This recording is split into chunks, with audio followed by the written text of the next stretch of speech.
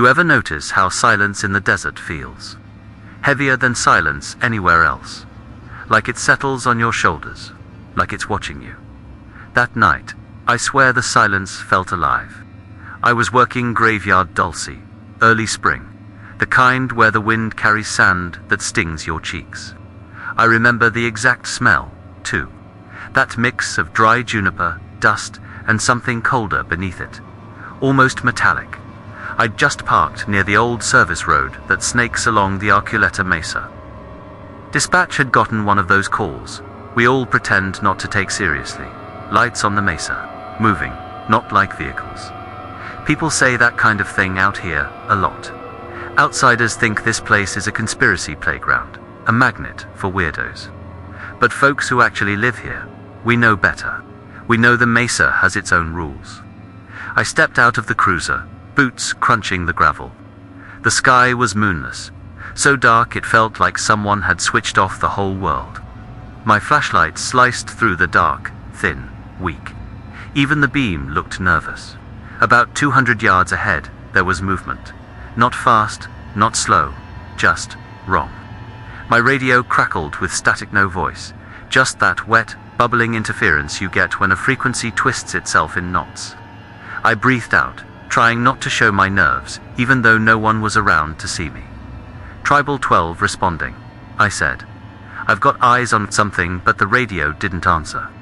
Just hissed like it was exhaling. I kept walking. The cold climbed my spine in little pulses. You ever get the sense you're trespassing on something ancient?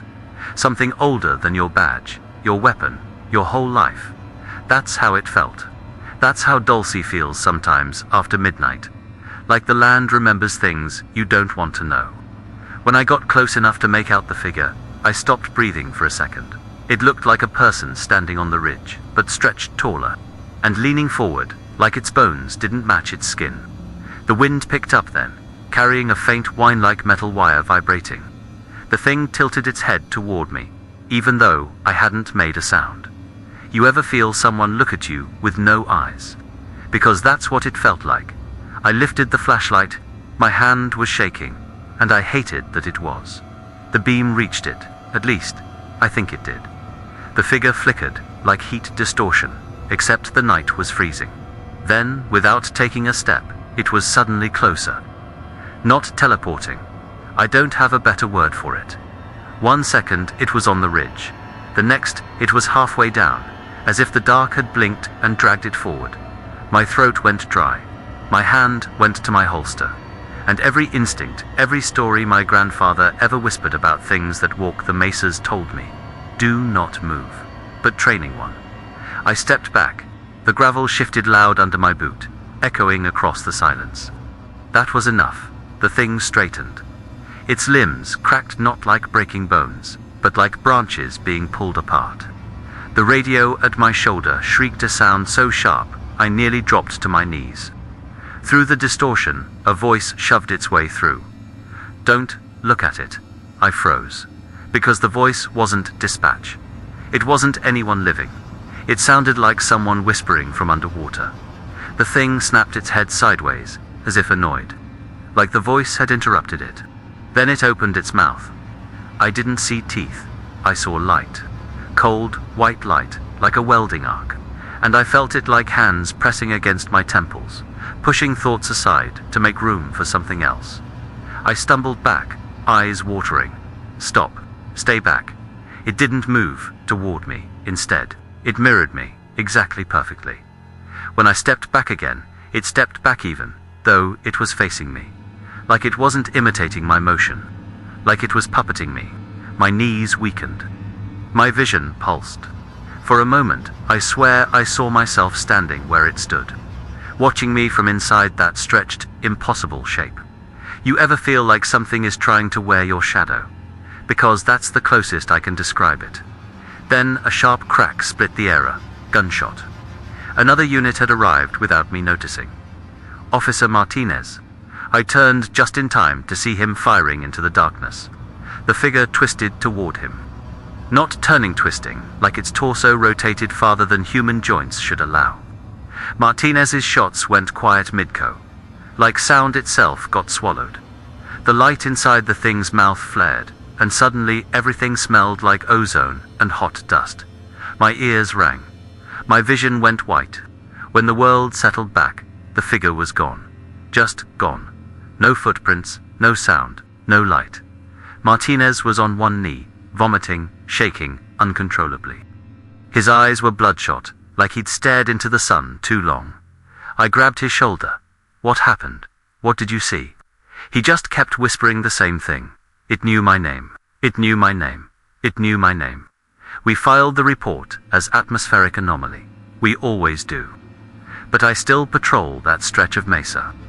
Because every now and then, the radio hisses with that same bubbling static. And sometimes when the wind dies, I swear, I hear footsteps behind me. Too long, too soft, too close. Tell me something. People think the scariest calls we get are the violent ones. The armed suspects, the drug runners. They're not. The calls that stay with you, the ones that still wake you up at 3 in the morning, are the ones that don't make sense.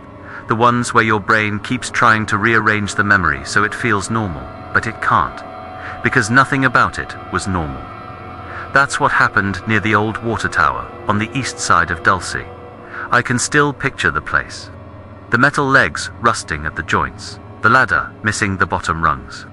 The cold wind whining through the structure like it was playing a broken flute.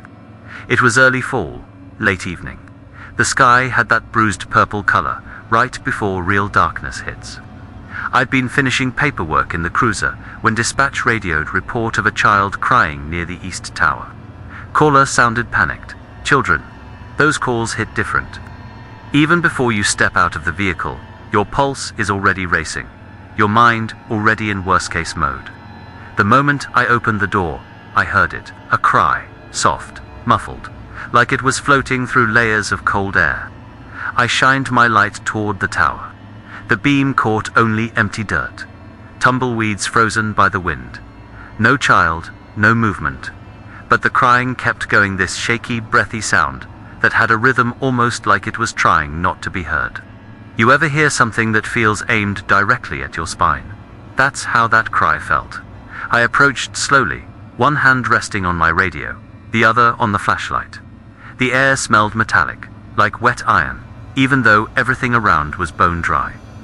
With every step, the crying sharpened, no longer muffled, but close. Close enough that I should have seen the child by then. "Hello," I called out. "Denisha, are you hurt? Talk to me." The crying stopped, just stopped mid. Then something answered, not in words. A breathing sound right behind the tower leg. Low, slow, heavy, like something inhaling through teeth that were too sharp. I swung the light toward it. Empty, but the dirt was disturbed, like small bare feet had been walking in circles, dragging lines into the ground. Lines that didn't make sense. They weren't footsteps. They were shapes. Curving symbols repeated over and over, carved by tiny toes. I knelt down, trying to make out the pattern. That's when something cold brushed my ear. Not wind. Wind doesn't whisper. A voice, soft, trembling, almost pitiful, said, "Help me, please." My whole body locked up. Because the voice wasn't behind me. It wasn't around me. It was inside the metal pillar. Inside the hollow leg of the water tower. I stepped back, fast, chest tight. My flashlight beam shook across the rusted surface. Something inside the pillar scraped fingernails. Bone. And then the cry started again. Louder now. Hysterical. Too hysterical. A sound that felt human, but didn't carry like a human's voice. "Stay where you are," I shouted. "I'm going to get you out." But even as I said it, something in me recoiled. The cry wasn't rising and falling like someone in pain. It was looping, repeating. A perfect repetition, like a recording being played back through metal. Then the cry cut out again, and a giggle replaced it. Not a child's giggle, thin, sharp, edged like glass. The whole tower vibrated just slightly, but enough that I felt it in my teeth. The symbols in the dirt seemed to shimmer. My radio started spitting static. Not white noise, wet static, like someone was gargling water while exhaling into the mic. Through the static, something forced its way through, glitching in and out. Don't look for the opening. I froze, because I hadn't asked for backup. No one knew yet that I'd found anything, and the voice on the radio wasn't any officer I knew. Then a screech tore through the air, vibrating through the tower, through the dirt, through my bones. The metal above me warped like something was crawling around the inside of the tank, dragging its weight in circles. The cry returned, but now dozens of voices were doing it, all overlapping, all perfectly synchronized. I felt sick, dizzy, my vision pulsed. Something was wrong with the air itself, like it was thickening, trying to push me back. I stepped away from the tower, slow, deliberate. When my boots hit the dirt road, every sound stopped. Every voice, every vibration, just silence. The same heavy, alive silence I'd felt on the Mesa weeks earlier. I stood there, breathing hard, waiting for anything to move. But the tower stayed still. The symbols in the dirt blurred with the wind. I didn't realize I was crying until the tears hit my lips. I don't cry on calls. I don't break down like that. But something had taken the shape of a child, and asked for help with a voice too perfect, and laughed when I believed it. We logged the call as unfounded. But that same night, around 3 a.m, the station's water pressure spiked. The pipes groaned like something was pressing against them from the inside, and deep in the drain below the sink, I swear I heard the same small voice whisper, "You opened the way. Tell me if you heard a child crying from inside a metal pillar. Would you lean closer, or would you run?"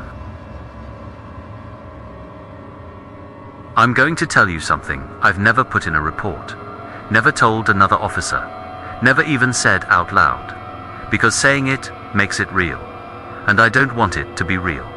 But you asked for the worst story, the one that still claws at my sleep, so here it is. This happened in late winter, right after a snowstorm that blew through. Dulce so hard it buried the back roads in white drifts and snapped branches like dry bones. The sky had cleared, but the night was ice cold. So cold, the air felt tight, like breathing through a narrow straw. I was patrolling the reservation border near Jicarilla Road 7, the stretch people avoid even in daylight. The snow reflected my headlights in this foggy, scattered way that made the landscape look like it was disappearing and reappearing with every bump of the cruiser. You ever drive at night and feel like the darkness is leaning against the windows, just waiting for the glass to crack? Yeah, it was that kind of night. I remember the way the steering wheel felt frozen stiff, even with gloves on. I remember the smell of wet wool from my jacket. I remember thinking how quiet the world was, like the snow had swallowed every sound except my tires crunching through it. Then my headlights hit him.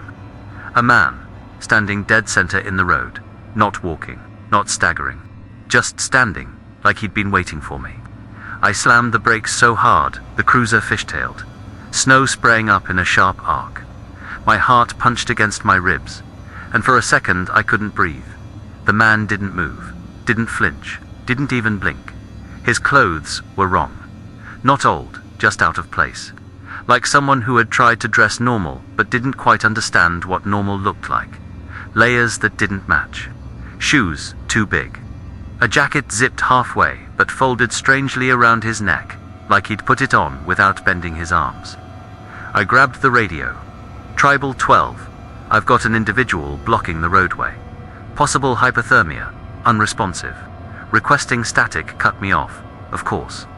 I stepped out of the cruiser, boots sinking into the snow with that soft, collapsing sound. My breath fogged the air. The cold hit me so hard it felt like it punched straight through the fabric. "Sir," I called out. "Can you hear me?" He didn't turn his head, didn't react at all. But as I walked closer, the strangest sensation crept over me, like I was approaching something that wasn't supposed to be seen. Up close, the man's skin looked pale. Not sickly pale, smooth pale, like porcelain, like he'd been made, not born. His eyes were open, but unfocused, as if he was looking past everything, straight into nothing. I moved slowly around him, trying to see if he was hurt. No footprints in the snow, except mine. Not a single print behind him. Not one step to show how he got there. "Sir, I'm with tribal police. Talk to me. Are you lost?" And that's when he spoke. "God, I still hear it," he said, in this soft, flat voice. "You stopped too late." Then he smiled. Not big, but wide enough that I knew his face wasn't built for smiling. My stomach flipped. My breath stuttered. You ever feel your instinct scream without knowing why? That's what hit me hard. I put my hand on my holster. "Sir, I need you to stay where you are. Do not move." He tilted his head not to the side, the way people normally do, but back, way too far back, like his neck was stretching. Then he took a step toward me. Except the snow didn't crunch under his foot. It didn't depress, it didn't disturb at all. It was like he stepped onto the world, not into it. I stumbled backward. "Stop. Don't come any closer." He took another step again. No sound, no footprints. His voice came out doubled, like two recordings layered poorly on top of each other. "You were supposed to keep driving." My hand was shaking so badly, I could hear the fabric of my glove brushing the grip of the pistol. Then my cruiser headlights flickered, dimmed, brightened, dimmed again. And while they flickered, the man wasn't standing still anymore. He was moving, but not in a straight line. More like skipping frames. Like reality was buffering around him. Every time the light blinked, he was closer. 30 feet. 20 feet. 10 feet. I ran. I did something I never do. I ran back to the cruiser. I threw myself inside, slammed the door, locked it, shoved the car into reverse, and then the headlights went completely out. Pitch black swallowed the road. My breath hitched. My teeth chattered, and not from the cold. When the lights came back, he was standing right in front of the hood, palms flat on the metal, staring directly at me. Except his eyes. They weren't eyes anymore. Just perfect, smooth circles of white. My engine stalled, and I swear, on my badge, on my tribe, on everything I have, he started mouthing something. Slowly, silently. I couldn't hear it, but somehow I understood it. "Let me in." The locks on the cruiser clicked, by themselves, unlocking. I screamed, slammed my shoulder into the door, forcing it closed again before it could open. My breath fogged the windshield, so thick I couldn't see him anymore. But I heard something, a tap on the roof, then another, and another, like fingers crawling across the metal.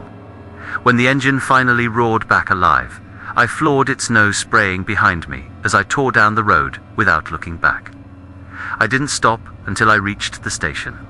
I sat in the cruiser with the engine running, hands shaking on the wheel, sweat freezing down my spine. When I finally climbed out, I looked at the hood. No handprints, no smudges, no frost disturbed, like nothing had touched it, like nothing had been there.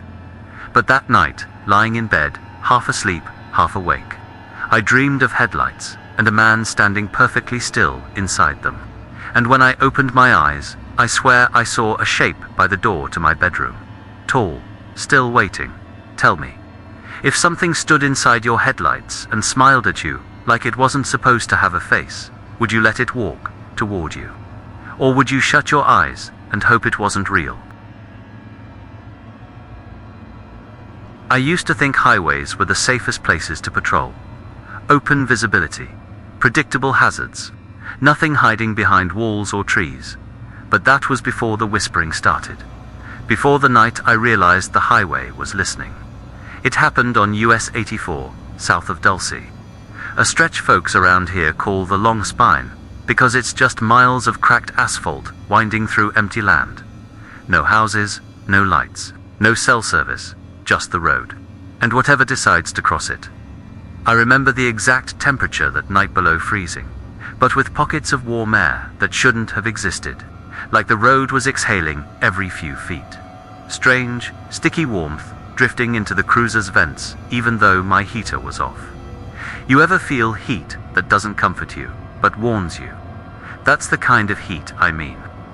I'd just passed mile marker 11 when dispatch asked me to check out a stalled vehicle reported near marker 12.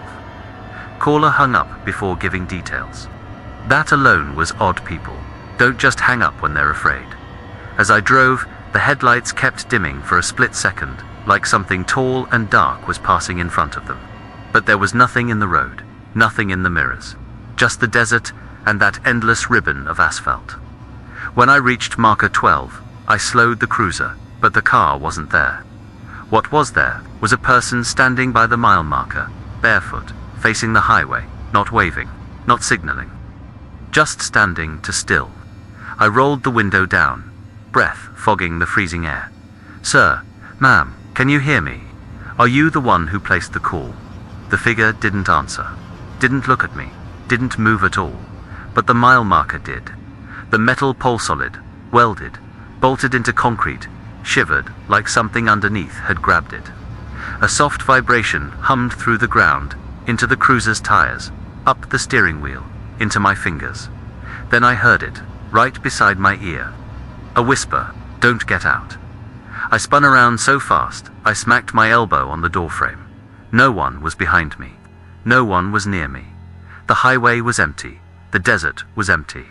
The world was empty. Yet the whisper had been close, breath warm, human. I took a slow breath. Tribal 12 to dispatch. I've got an individual at marker 12. Possible medical emergency. Approaching now, I stepped out. The cold hit me like a slap. Only the air around the mile marker wasn't cold. It was warm, humid. Wrong. I walked toward the figure. "Hey, can you tell me your name?" Still no answer, but as I got closer, the mile marker bent, actually bent, like a hand was pressing it downward from above. The figure finally turned its head, not fully, just enough for me to see one eye. One pale, cloudy eye that reflected the headlights like an animal's. Its lips moved, but the voice didn't come from its mouth. It came from behind me. "You shouldn't have come here." I whipped around, nothing. Just the empty road buzzing faintly, like electricity under asphalt. When I turned back, the figure was facing me fully. And now, its feet weren't on the ground. They were hovering about a couple of inches above the asphalt. Toes pointed downward, but not touching anything. My heart hammered so hard, I felt it in my teeth. "Stay where you are," I shouted, but my voice cracked. "Don't move." It didn't listen, or maybe it did. Because instead of stepping forward, it slid. Effortless, silent. Its body gliding toward me without bending a single joint. My hand went to my holster. But before I could draw, something grabbed my ankle. Cold, thin. Bony fingers wrapping round my boot from under the cruiser. I jerked back, stumbling into the road. The figure slid closer, now 5 feet away. Now 4. Now 3. Its face, smooth and empty, like someone had tried to draw human features from memory and gotten every proportion wrong. The whisper came again, this time from right under my jaw. "You're standing on the crack." I looked down. The asphalt beneath me had split just a hairline fracture, but it pulsed. Actually pulsed, like a vein under skin. Warm air pushed through it in short bursts, fogging the cold air around my legs. The figure leaned in, hovering inches from my face. Its voice, thin, doubled, familiar and unfamiliar, all at once, from deep inside the ground. "Step aside, so we can cross." Cold panic washed through me, because that wasn't a request, it was an expectation.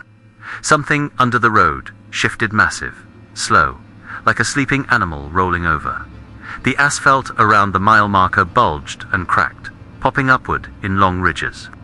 The figure reached for Mitt's arm, stretching too far, too fluid, and I did the only thing I could think of. I ran. Not toward the cruiser, toward the desert. My boots sank into snow, my lungs burning as I pushed through sagebrush and frozen dirt. I didn't look back until I'd put at least 50 yards between me and the road.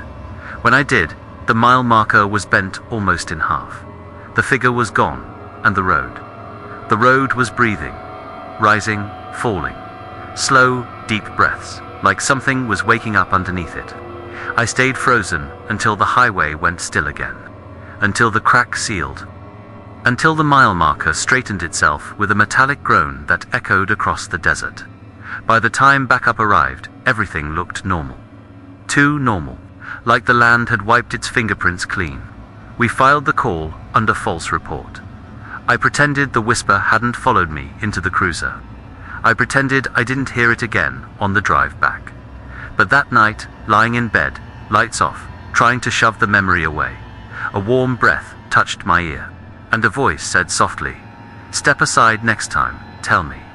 If the highway itself whispered your name, would you listen, or would you pretend you didn't hear it at all?"